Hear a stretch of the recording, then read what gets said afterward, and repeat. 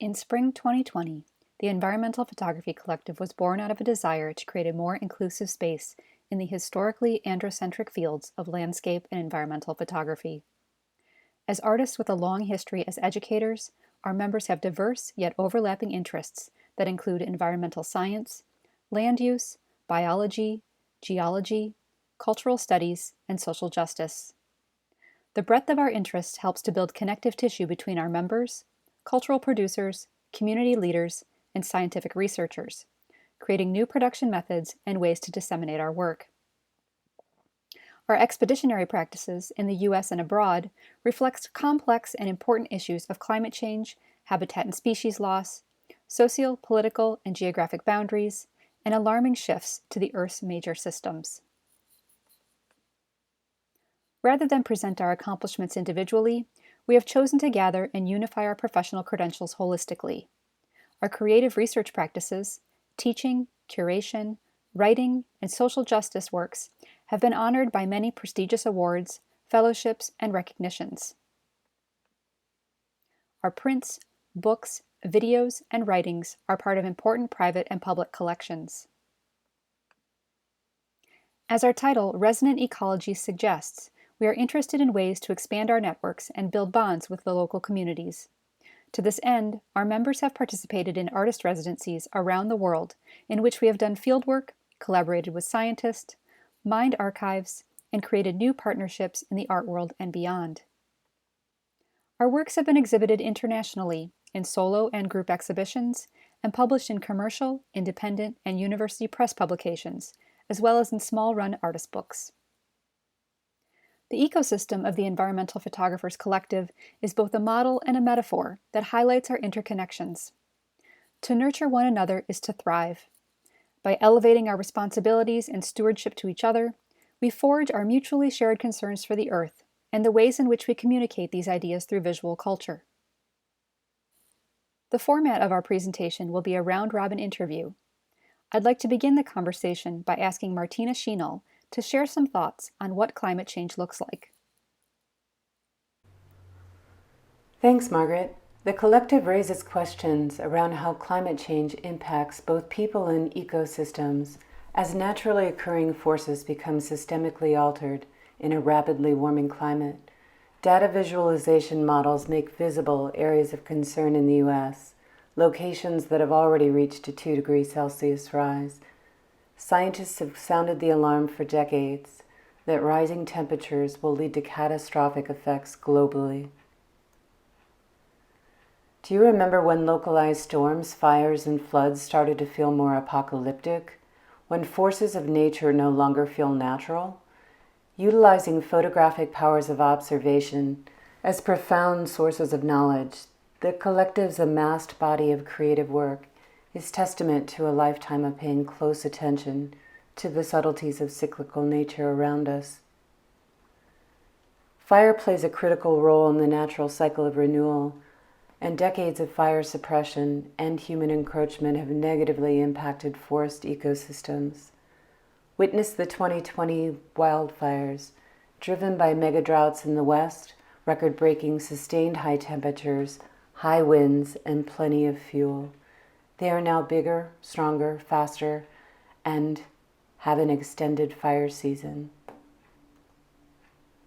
After watching the Bighorn fire burn for 7 weeks in the Santa Catalina Mountains in Tucson, I crossed the state line in Oregon just as the wildfires were breaking out. The Central High Desert had the worst air quality in the world during my time there, in part due to the accumulation of smoke from hundreds of fires that were also burning across California. Visibility dropped from 10 miles to hundreds of yards.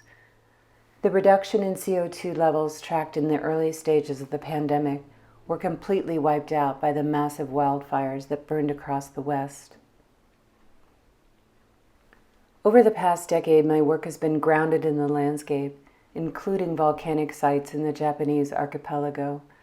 A shift in focus came during a year-long research sabbatical based in Fujisawa that allowed time and space for extended observation.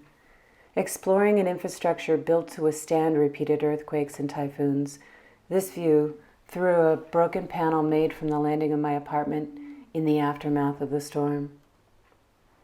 Here we see landscape as an accumulation of systems, carefully engineered to restrain, redirect, and ultimately control. I witnessed the accelerating pace and power of these storms while locked down in this same neighborhood during Super Typhoon Hagibis in October of 19. The region was impacted by high winds and up to 36 inches of rain as the storm stalled and slowed over land, an effect exacerbated by a warming climate, creating a multi-billion-dollar disaster. Collective members have many overlapping research interests. Here, Marion Belanger's Rift Fault features a twin narrative that draws our attention to tectonic processes and long time scales, exploring both the seen and unseen. On the left, Fault, the San Andreas Fault in California, and on the right, Rift, where the North American and Eurasian plates meet in Iceland. Marion writes, "These dichotomies create a visual tension that questions the uneasy relationship between geologic force and the limits of human intervention." Her image pairings are both subtle and intriguing, reinforcing their conceptual underpinnings. On the left, crumpled plastics in the searing light of the California desert, and on the right, melting ice in Iceland, an apt metaphor for our current predicament as cause and effect remnants of human impacts of convenience and rampant overconsumption. The landscape in Japan is carefully and obviously shaped at all scales, an interest that Dana, Fritz, and I share.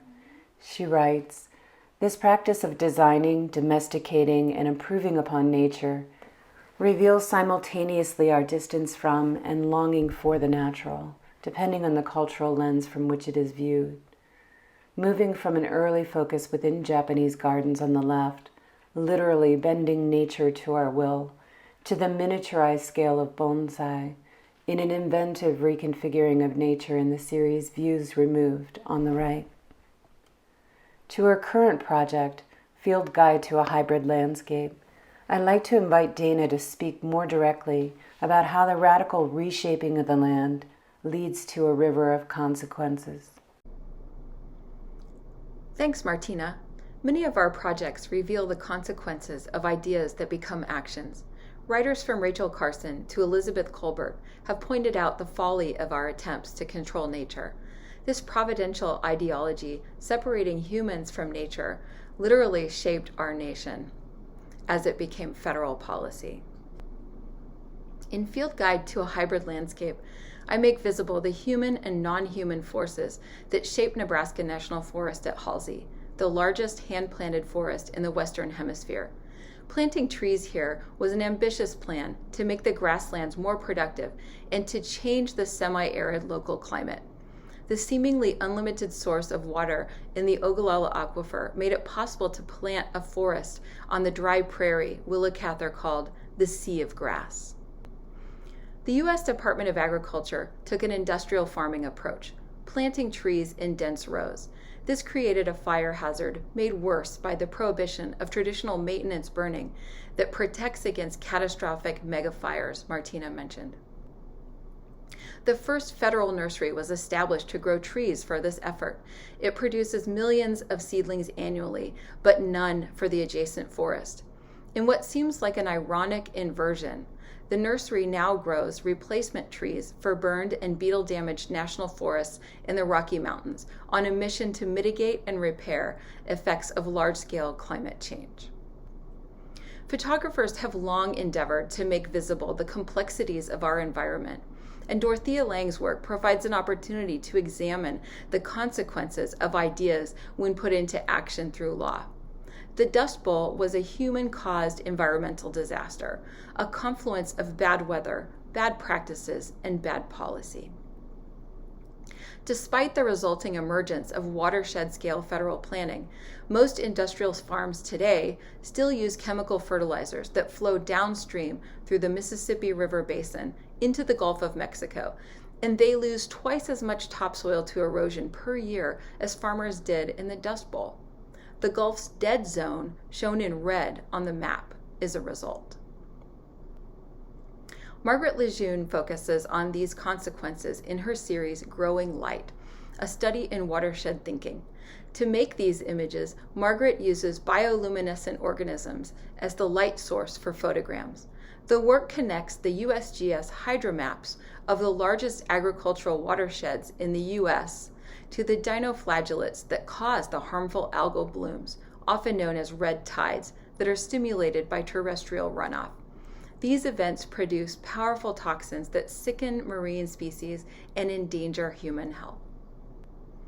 The Mississippi is one of the most heavily engineered rivers in the United States.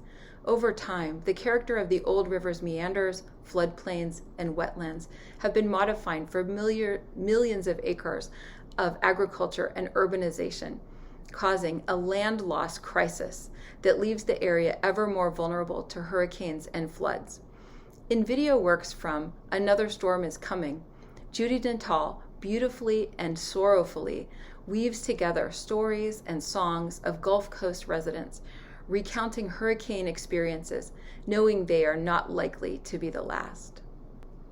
Judy writes, quote, "The Gulf Coast between New Orleans and Houston literally seems to float as a kind of terra infirma that is liquid and fluidly unstable, a watery mirage drawn by human intervention and land use that persists long after the storm," unquote. The Gulf of Mexico connects Nebraska's Sea of Grass in the Mississippi River watershed to the River of Grass, the Florida Everglades, a globally unique and threatened ecosystem. Before the drainage projects to create drier land for agriculture and urban expansion, fresh water flowed seasonally in a wide, shallow river through miles of wetlands. The interruption of natural sources of fresh water nearly killed the Everglades and Florida Bay. Marion Belanger's complex exploration of this site includes healthy mangroves that provide habitat for fish and birds, as well as protection from hurricanes. But she also includes destroyed swampland that reminds us of the consequences of our actions. Terri Tempest Williams wrote, quote, "The choices and decisions we make in terms of how we use the land ultimately affect our very DNA. Environmental issues are life issues," unquote. In this way, we are all downstream. Watershed scale thinking supersedes arbitrary political borders that divide people and ecosystems, fragmenting place. I'd like to ask Terri Warpinski to share some ideas about understanding place through fieldwork. Thank you, Dana. Among the many dimensions our collective's individual research and creative practices share is a reliance on fieldwork, where the theoretical or hypothetical meets the imaginary powers of the artist, provoked through the ground truthing of direct observation. In 2000-2001, I was working on a project in Israel looking at the spiritual geography shared by Judaism, Christianity, and Islam. Coinciding with the outbreak of the Second Intifada, I was hindered by the tightly constrained access and the intense unrest of that time.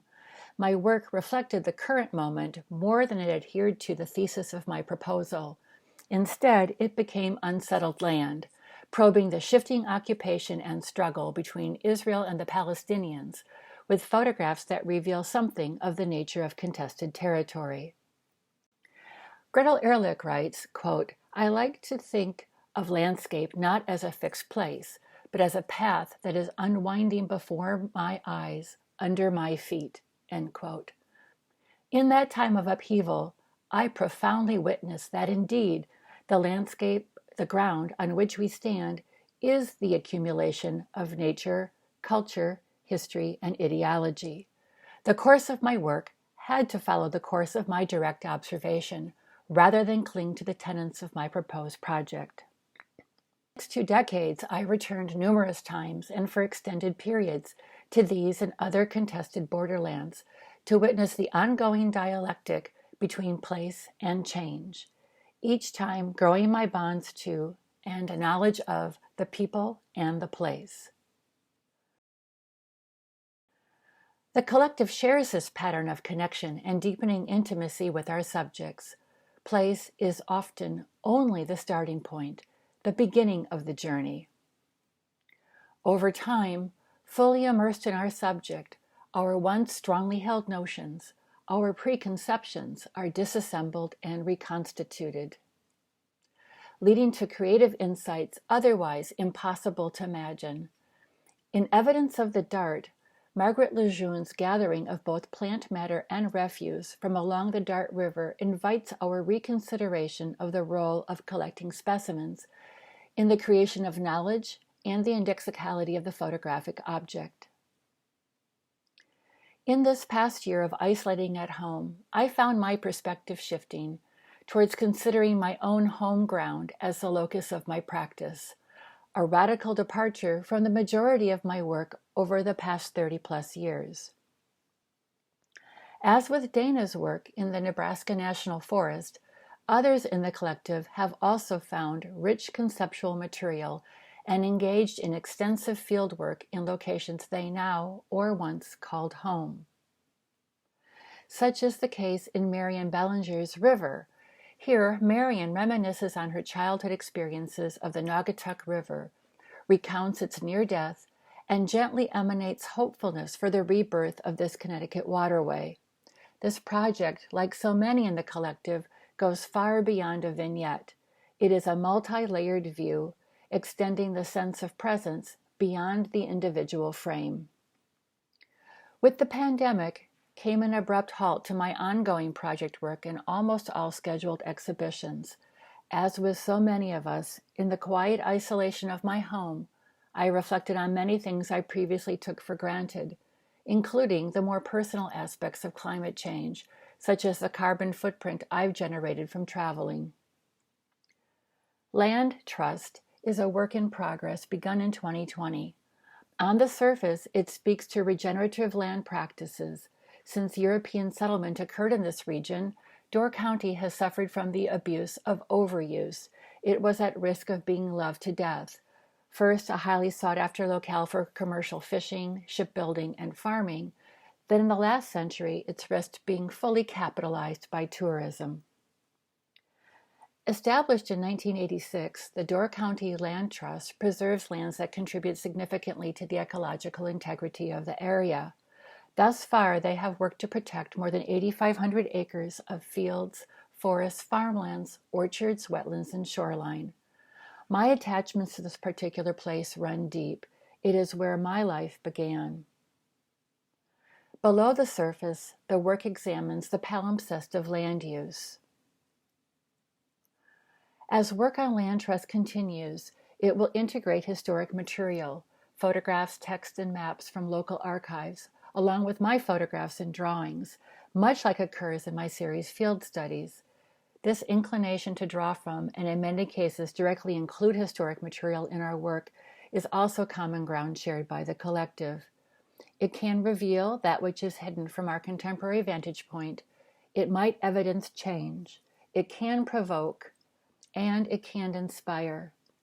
Marion Belanger has found much inspiration in the archive.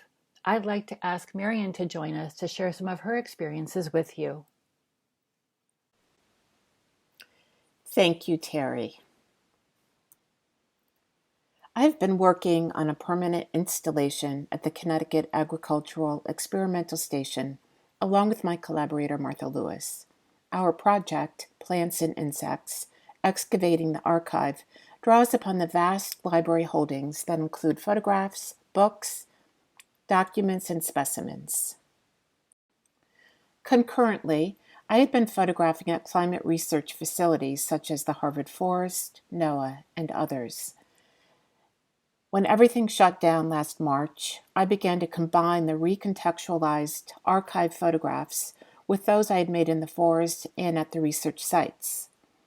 I loved the visuality of the pairings, my explorations within the archive, and the fact that I was able to find a new and exciting way to make land-based pictures from my home. The oddness of the image pairs seems to parallel the strangeness of the current moment. The global pandemic and our current climate crisis places us in an urgent and historic place. Art can speak to this. My process of mining the archive motivated me to explore how others in the collective use historical documents in their practice. I chose to reference some of the smaller series, those that are nestled within a larger whole. I was drawn to how the quiet whisper of time insisted that it be heard.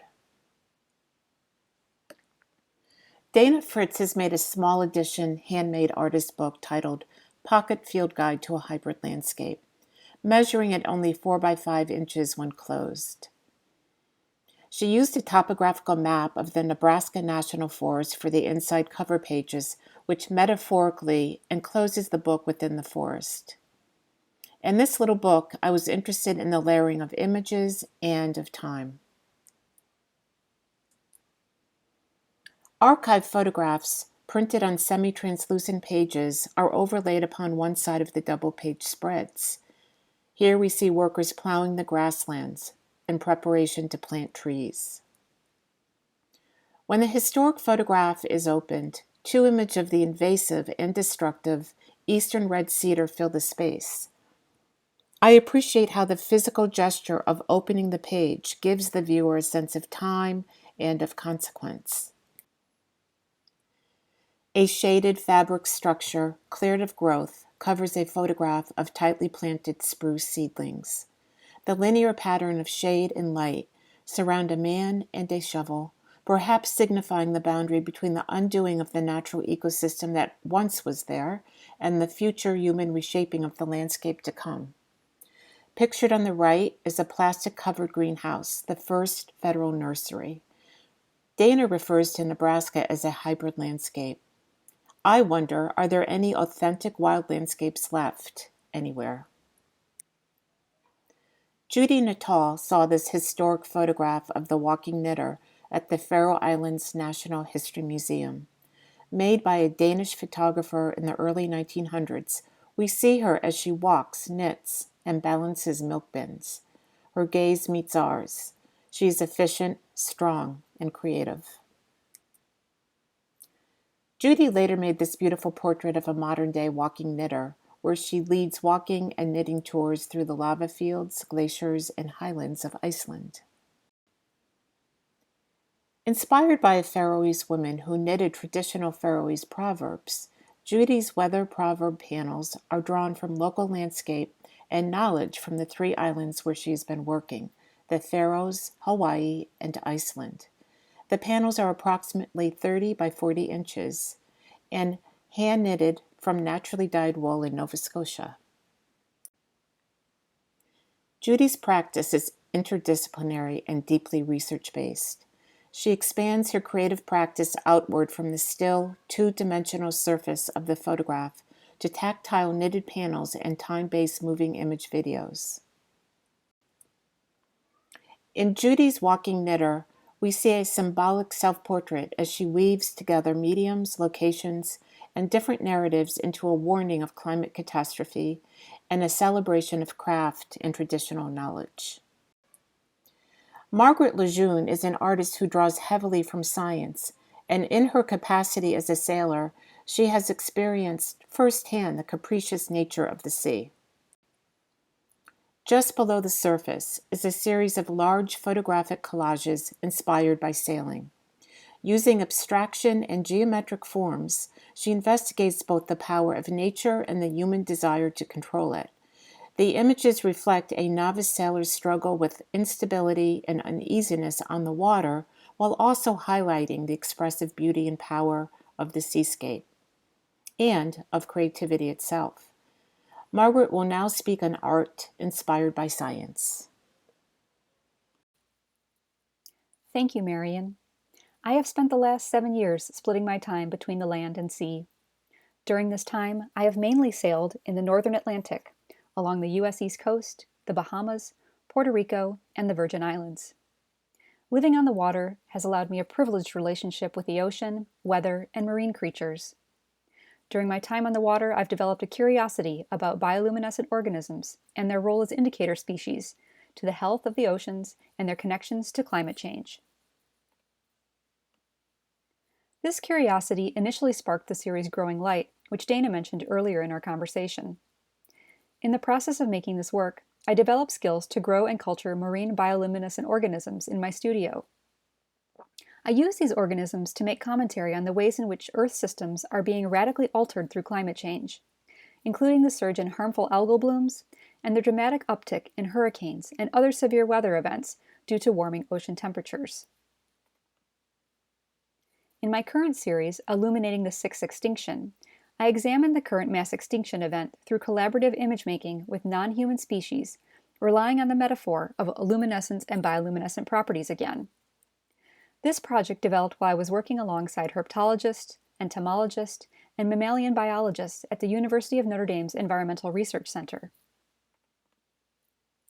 In this image, Lampyridae composition number 2, I temporarily contained Lampyridae beetles, also known as fireflies, in a light-proof box. During this short containment, I am able to archive their ritual light performance on sheets of 4x5 color film. As they walk and fly inside the box, they blink species-specific patterns in search of mates. The light-sensitive photographic material documents the passage of time, as well as the rich color of the luminescence, without disturbing the natural life cycle of the organism.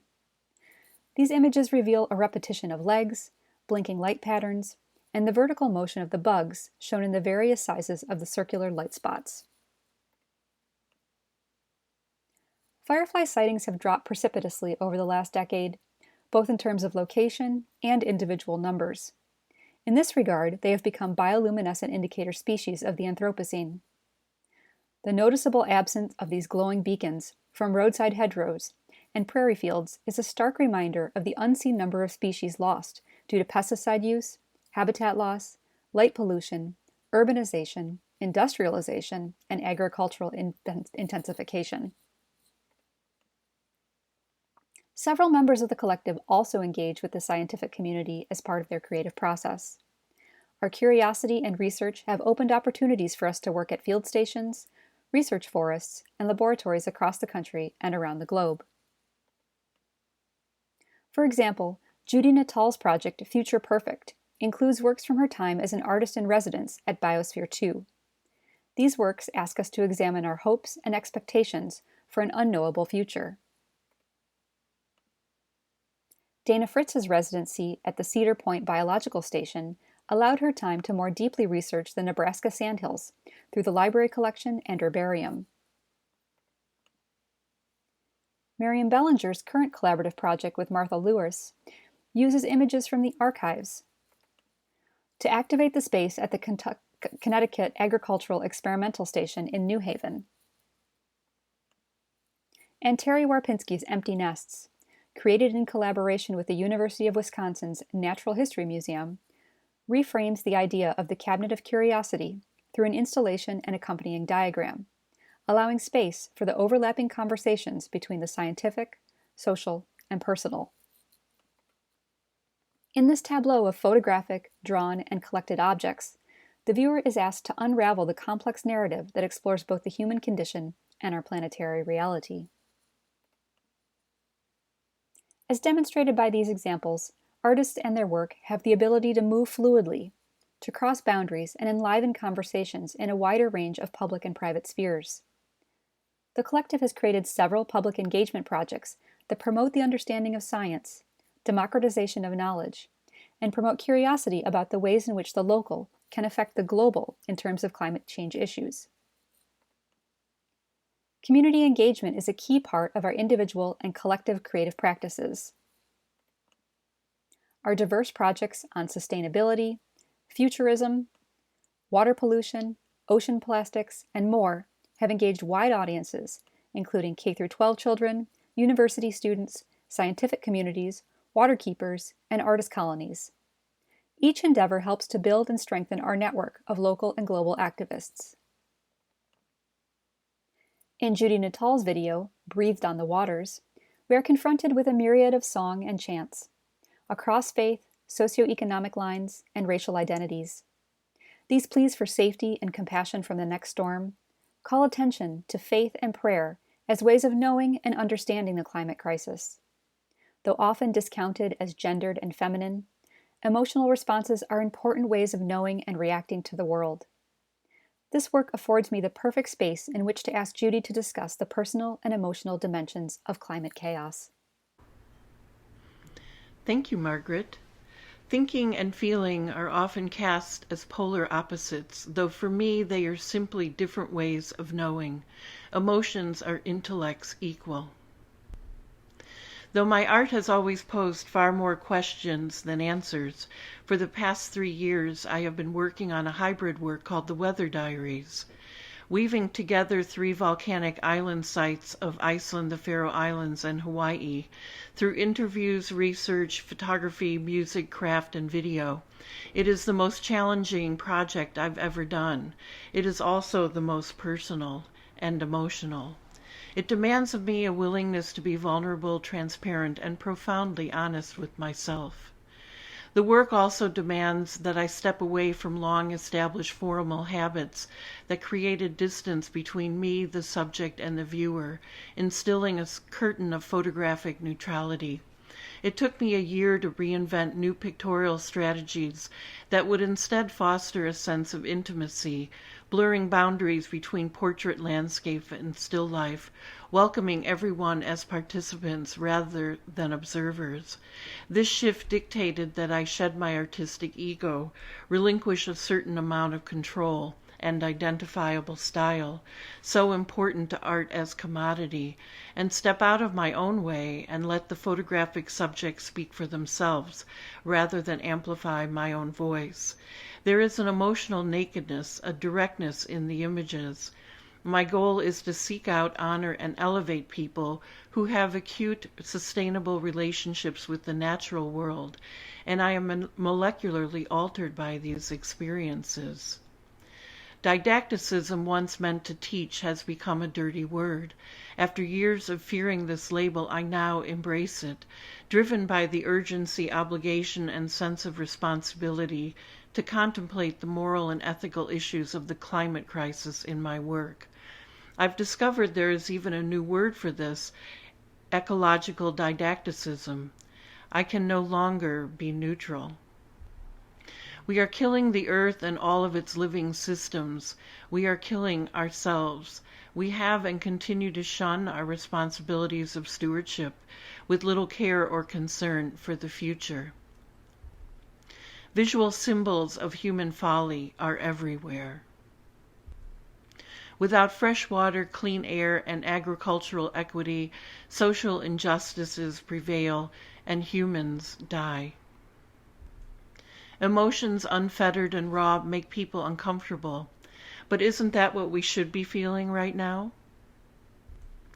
Grief often takes the form of a lament, a passionate expression of sorrow, something that is regretted, or about someone or something that has been lost. Laments are often musical in nature, reaching the deepest part of our emotional responses. Laments are usually accompanied by wailing, moaning, singing, or crying. In Margaret LeJeune's work, Shifting Halo, she sees how climate change and logging are impacting the forest, disrupting the habitat of the resident boreal chickadee, an indicator species. Bird calls, sound waves punctuate her photographs, reminding us of their disappearing presence, their song hanging in the air as auditory ghosts. The word sustainable has many meanings. Here, however, I use the word sustainable to think about how we can sustain our emotional and personal involvement around climate issues, despite our discomfort or grief, or perhaps even fueled by this. The philosopher Michel Foucault states, "I dream of a new age of curiosity. We have the technical means for it, the desire, the things to be known are infinite. People exist to do this. Why do we suffer?" Curiosity evoked for Foucault a diminishment of traditional hierarchies, as well as care and concern for what exists and what could exist, a readiness to find strange and singular in what surrounds us. Our experiences of the world come through all of our senses, not just vision. If the pandemic has taught us anything, it is how the simple act of touch connects us in inexplicable ways and shatters our human exceptionalism. Emotions engage all 5 senses, and sometimes even a 6th sense, and are transformative. In Marion Belanger's Feeling Moss, she explores the fullness of the senses during walks with her blind 2-year-old granddaughter, and through her expands and deepens her own relationship with nature. Our imaginations must go beyond walls and borders. Climate chaos cannot be contained by physical barriers, but moves around the globe unfettered, whether we like it or not. The only things that should be corralled is our grief, fear, anger, and finger-pointing. We have at our fingertips sustainable practices. Why are we not implementing this knowledge on a grand scale? Attuning our senses, elevating and trusting our imaginations, acknowledging our grief, fear, and anxiety. We are not separate from the web of life. We are all equally enmeshed in it. This interconnectedness is our collective power and gives me courage to call for and work toward radical social change. Our collective, rather than emphasizing any one work or artist, provides opportunity to open up our perspectives, to consider other points of view and diverse knowledge forms between our individual approaches. While we often photograph the land, these works move beyond the modernist notion of landscape photography and aesthetics to consider the ecology of place and our interconnectedness, both to the life systems of the planet, to ourselves, and to our communities. Like seeds in a pod that get scattered by the winds and the birds across ocean and sky, our collective disseminates ideas, art, and engagement.